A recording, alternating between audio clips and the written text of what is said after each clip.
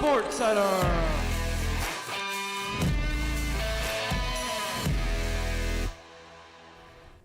Hello and welcome to Colonial Sports Center. I'm Cam Wickline. I'm with my co-host Kate. Casey Irwine could not be here today because of floods. Hopefully everybody is safe, but luckily CSC must go on. I'm here with Cam Macariola. Cam, how are you doing today? I'm doing good. Last minute replacement, I got the arms warmed up. I'm ready to go pitch some heaters. Shove, as some may say. Speaking of shoving, there was a lot of softball in the past week. Starting off, RMU faced off against Youngstown State at the NAC. Let's take a look at how they did. They had a doubleheader against the Youngstown State Penguins, and in the first game, Caitlin Molitoris absolutely shoved, as Cam just mentioned. She went 5 innings, had 5 Ks, 1 run, and 0 walks. You're going to see a couple of her strikeouts here, but unfortunately, it was just not enough for the Colonials, as Macy Littler, had a triple for the only run scored of the game. She had a 1 RBI triple, and you are going to see a great catch here as Lydia Wilkerson hits a flyout and Courtney Pulich makes a diving catch. Fantastic catch by Pulich, really keeping Robert Morris in the game here. As you can see, still scoreless at this point, but Macy Littler in the 5th inning decides she is going to take the game into her own hands and basically ends it for Youngstown State. It was a great game between the two. Not much offense. Both pitchers really shoved, but the one triple here just could not get it. Julia Ehrman could not get the ball. Yeah, RMU had their chance earlier in the game, had the runner tagged out at home, which ended up costing them, and you would see later offense wasn't really generating for the Colonials. Yeah, you're going to see Macy Lillard she didn't even get all of that ball, but it ended up being enough of a difference for Youngstown State. As for game 2, Sarah Fessler ended up being the big story. In the first inning, Jane Garver leaves one right over the heart of the plate, and Sarah Fessler just does not miss it. She sends it out to left center field, and that would end up being all they needed, although she had another RBI single later in the game. The Colonials fell 2-0 in the second game. Devin Ryan for Youngstown State went 5 innings, 3 hits, no runs, and Jane Garver ended up going 5 2/3 with 2 runs, only one of them being earned, only earned run being on the home run. As you're going to see, Garver still on the hill. Sarah Fessler again hits a little pop-up, and Julia Ehrman just could not come up with it in left field, and that would be the difference in game 2. Yeah, that was a rough offensive outing for that day. Let's take a look at what happened in game 3 and see if the Colonials could generate any offense against the Penguins. They would only get 1, but the Penguins would outdo it and get 4 to sweep the series, taking it home 3-0 with this 4-1 victory. Elisa Imler, 2 hits, 1 run, and Avery Windshield with a hit and an RBI for the Colonials. Caitlin Molitoris, 2 earned runs and 1 strikeout on the day. Just a tough week for the Colonials, slipping. That's now 5 games in a row for the Colonials. But let's take a look at what happened the week before, where they traveled out to Purdue Fort Wayne to take on the Mastodons. They were coming off a 6-game win streak, and then they would pick up game 1 victory against the Mastodons. Let's check out what happened in games 2 and 3. And you take a look here. Colonials fall by a score of 5-2. Charlotte Grover, a hit and a run. Jess Matheny, a hit and an RBI. Madison Duval, 3 strikeouts, 5 earned runs on the day. And for the Mastodons, Aglia Roto with 2 hits and 3 RBIs for the Mastodons to take home that game 1. Yeah, the Colonials bats just really have fallen quiet recently, as in game 3 of this series, they fell 3-2. Jane Garver had a good game. She went 6 1/3, 3 earned runs, 7 strikeouts. So a good game out of the pitching staff. Good games for the pitching staff throughout the whole series. But unfortunately, Elena Jones went a 7-inning complete game. Gave up 2 runs, only one of them being earned. RMU's bats really have fallen cold recently. And now we are going to send it over to Cam Macariola, sitting in with our softball analyst, Joshua Woodman, to see what's happened with the RMU softball team recently. Cam, take it away. Josh, thanks for joining us today, discussing some softball. As you saw, the Colonials' 6-game win streak and now moving into a 5-game losing streak. What has been struggling the most for softball so far this season? Well, I can safely say that the fielding/defense has not really been a problem for them. There's not a lot of errors, but the batting and pitching like Cam Wickline just mentioned, the bats have really gone cold. They have a .202 batting average currently and only 7 home runs on the season as a whole. And on the other side of that, when on defense with Jane Gardner pitching, she's supposed to be their ace, almost like a Mitch Keller for RMU. And in return, she has a 5.10 ERA on the season, 33 earned runs, and she leads the teams in strikeouts. But it's just not been productive enough from their supposed ace to be continuing and to go on this run. Yeah, it's tough with the high highs and lows for this team. Has this inconsistency been a cause for concern for the Colonials? To put it simply, it's the same with most teams, yes. You never want to be that consistent or the inconsistent team where some weeks you are going 3 games in a row where you're winning and you're destroying teams. Other weeks you're going in a slump. So no team wants to be streaky. I think the biggest problem of concern here is it's against the Horizon League teams.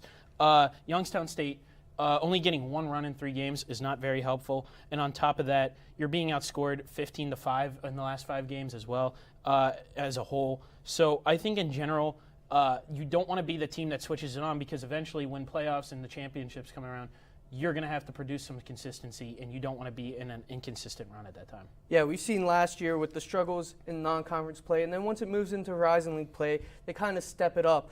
And speaking of stepping up, who should step up next for the Colonials to help them get back on track in the Horizon League? I'm going to have to go with Meta Sacradera. She has some high moments. She's in the top 5 of starters for average, and she has the least strikeouts in the entire lineup. But she is the bottom out of the starters in RBI, and compared to last season, she's down on base percentage, and she's down by 17 currently on RBI with only 4. Pretty much, you just need one of the girls to just step up and be consistent, especially in a time of a slump like this, and with no hot hand, especially behind the plate, other than Avery Winchell. She can't do it all herself. They need some other runs from other people. So that's who I want to see step up in the latter half of the season. Yeah, I mean, she's the ball of energy for that team. If you're at the softball games, you will hear her behind the plate making the most noise on the team. But thank you, Josh, for joining me today. And when we come back, we'll be taking a look at some lacrosse action for the Colonials. So stay tuned here on Colonial Sports Center.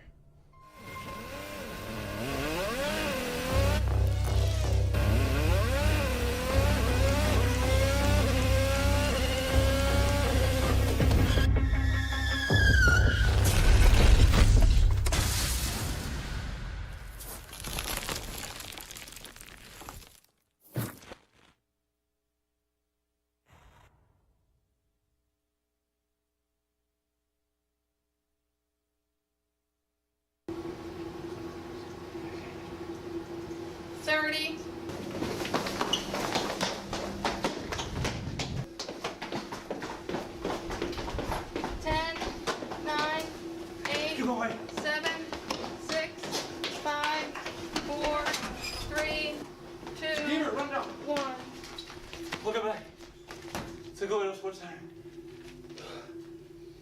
That's CHD women's basketball. Found my heart out there in the open. Trees make you feel smaller. Can't help but get lost again. If I need a break, know where I'm going. Where the water's flowing, I'd rather be floating. If it's something I can count on to be free. Feel the beat of nature at a park or forest near you. Find a forest and music inspired by nature at discovertheforest.org. Hello and welcome back to Colonial Sports Center. Cam, before we went to break, you mentioned that there was a big week in lacrosse. Why don't you start us off and tell us what happened? Yes, it was a huge week. We're going to start off with some ASUN action as the Colonials went up to New York to take on Bellarmine. Let's see what happened in that game. The Colonials against the Knights. We start off on the first quarter. Bellarmine up 1-0, and you will see Ethan Hike rip a shot, long pole goal, first of the season for Ethan, and the Colonials tie it at 1. What a shot. And then we move on. Later on, Will McLeod gets the ball deflected, picks it up right here, finds David Burr, and you know what Burr does, scores to tie the game up 3-3 with just 0.3 seconds left. Burr has just been fantastic for the Colonials this season, one of their major offensive weapons. Take a look at this face-off, the ensuing face-off. Colonials get it, move down the field, and James Leary will rip a shot from far out at the buzzer to score and put the Colonials up 4-3 on the Knights. That was an absolute ripper from far distance, and we move on to the second corner. Colonials up 5-3, and you'll see James Leary rip one home. Ben Starkey rip one home in the bottom right corner, but Bellarmine comes back in the final minute of the second quarter. A pass out and a shot by Justin Westcote to tie the game. The Knights are amped. Look at him going. Man, the adrenaline just going through. Tie game going to the third quarter. But Bellarmine takes the lead, and then Aiden Greco will extend it after catching this pass and taking a shot. Top right corner. He's saying, look what I do. It's easy for him. What a play. Now, we move on. The Knights going around. Christian Delarocco finds it and buries it to make it a 3-goal game. Then we move past it. At the end of the third quarter, just extending the lead. Everything's going wrong for the Colonials as John Alley makes it 11-7. This is a game that really started to get away from the Colonials. It was tight going into half, and as you can see here in the fourth quarter, ended up being a 4-goal game. Yeah, and that one just capped it off for the Knights as Kyle Playstead with a behind-the-back goal to extend the lead, and Ben Starkey would get one more for the Colonials, but it wouldn't be enough as they would fall 15-12 to the Knights. Staying with some men's lacrosse and sticking in the ASUN, RMU went up to Utah to take on the Utes. Let's see how that game went. It was an unfortunate game for the Colonials. They ended up falling by a final score of 14-6. Nate Fetcher, RMU's goalie, actually had a pretty solid game. 14 goals allowed to 14 saves in lacrosse, about a 50% save percentage. Not a bad thing, but facing 28 shots, that really is. RMU just really couldn't get much going offensively. Utah, however, could. Jared Andrella had 5 goals. He was a big difference maker in this game. Yeah, ASUN play, Utah Utes, the defending champs. Tough game for the Colonials, and you know the past rivalry with them. It's one that they always circle on their calendar and just couldn't pull out the victory for that game. Now, we move on to women's lacrosse, and we'll go back to a rematch of the MAC champions, the last 3 MAC championship games, and take a look at how the Colonials fared against the Central Michigan Chippewas. And the Chips would continue their winning streak against the Colonials, going 13-6 final. Jerica Obi gets on the scoreboard twice with her 3 shots on goal. Jenna Irwin, 1 goal. Megan Shepley, freshman goaltender, is still in net for a lot of these games. 5 saves on the day. But Sadie Hinkle, 4 goals. Sky DePardo, 4 goals for the Chippewas. And it would end right there for the Colonials as they could not defeat Michigan. Yeah, obviously RMU was looking for something more, especially in a big game of a rematch, but RMU season just hasn't been going the way they wanted it to. And that is especially the case when they took on Pitt. Another ugly game for the Colonials. They would end up falling by a final score of 19-2. Now, I get big opponent in Pitt versus Robert Morris, but you'd hope for something a little more here. Jenna Irwin got on the scoreboard, as did Chelsea Coleman. Sydney Riker, 8 goals allowed to 6 saves, but Pitt really just poured it on. Sydney Naylor and Ava Washington both had 4 goals. RMU only mustered 13 shots on goal this entire game, so if everything they shot went in, Pitt would still have beat them pretty handedly. Overall, not a great game for the Colonials. Yeah, you've just seen their offensive struggles. We talked about it last week about how their first quarters, they're being outscored 50-something to 10, like a lot. It's drastic, and it's just bit them all season long, and it's been a struggle. But when we come back, we'll get into some off-season news with women's basketball, women's hockey, and a little bit of the Lynx. So stay tuned here on Colonial Sports Center.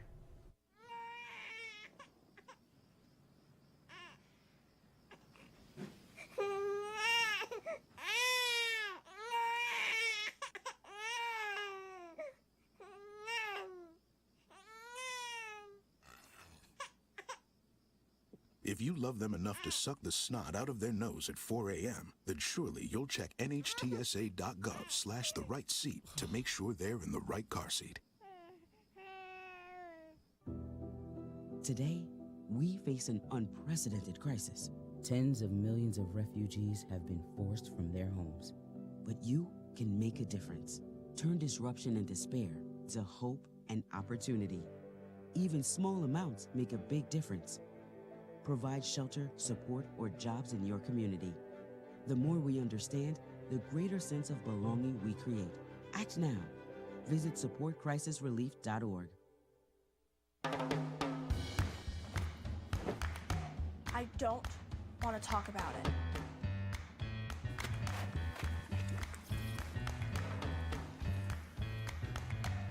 I don't want to talk about it.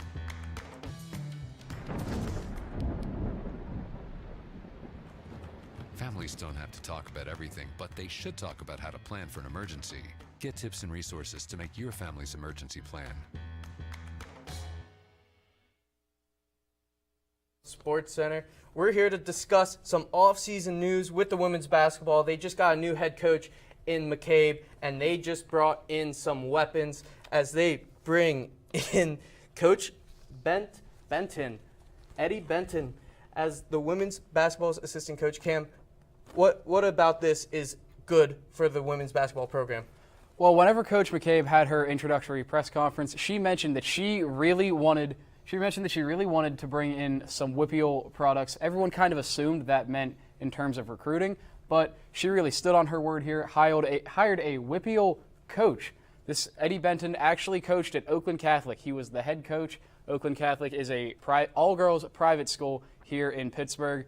That is not to say this is a man of high school coaching caliber. This man has been all across the country after he got his start here at RMU. As you can see, he was here from 2001 to 2004 before he went down to La Roche at the D3 level to coach as a head coach. He was at La Roche from 2004 to 2012 before he took a litany of Division I assistant coach jobs from St. Francis and Duquesne locally, and then went all around the country, Cincinnati, Brown, Mississippi State, before eventually bringing his way back to Pittsburgh. And take a look at the bottom there. Look at all of his family. His daughter is on the RMU track team. Stepson is on the LA Clippers, and wife is Diana LaForce is the assistant coach for the WNBA Atlanta Dream. So the whole family is has a sports pedigree, you could say. Yeah, obviously this looks like a home run hire for the RMU women's basketball program.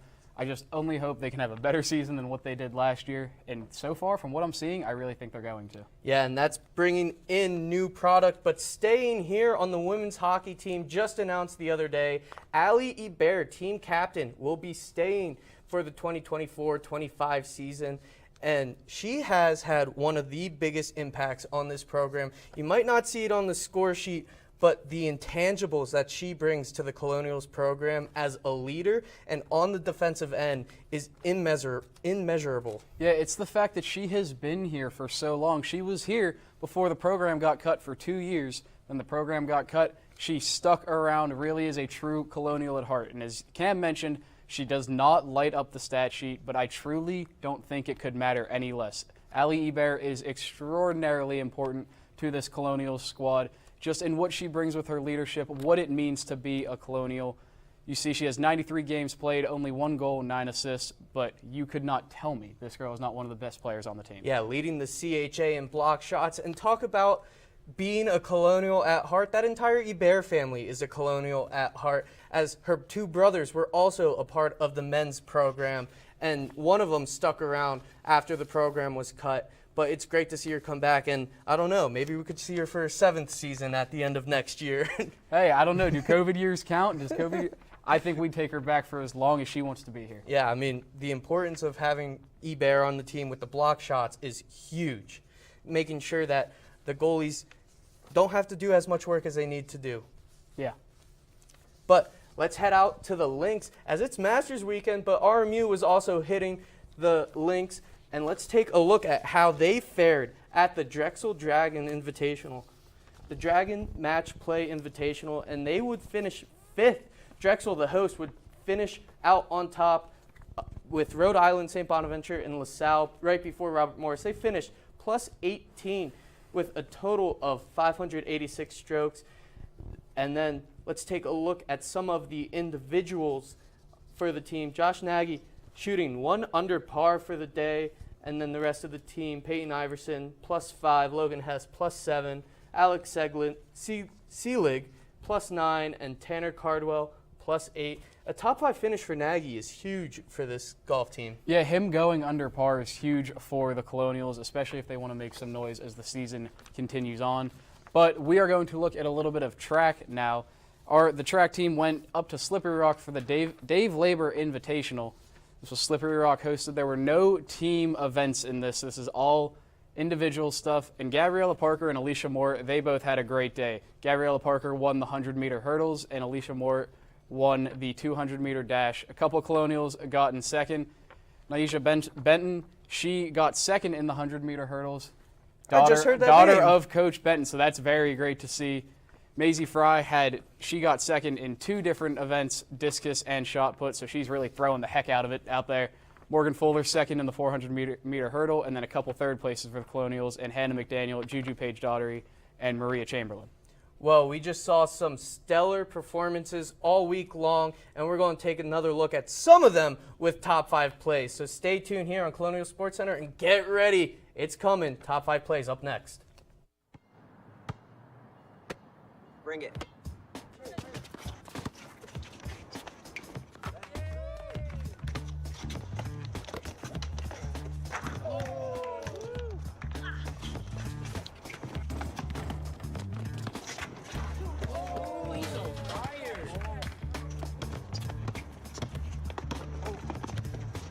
Time out, guys. I'm late to dinner. My mom's gonna kill me. Catch you guys later. Mom wants us home. Okay. Bye, guys. You guys need a ride? Sure. Yeah. All right. How about some one-on-one? I gotta go eat, man. Sorry, I'll see you later.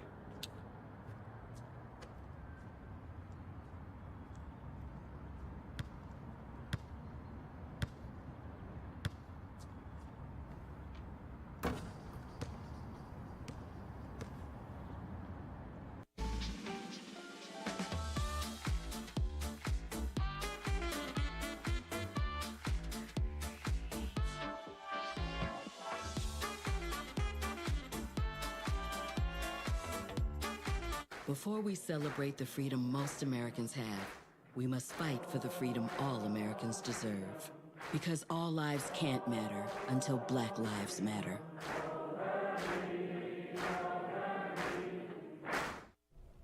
Hello and welcome back to Colonial Sports Center. Cam mentioned it before we went into the break. It is time for top 5 plays. Cam, start it off. Let's get right into it. We'll go number 5, and we'll head up to not New York, as I said earlier, Kentucky.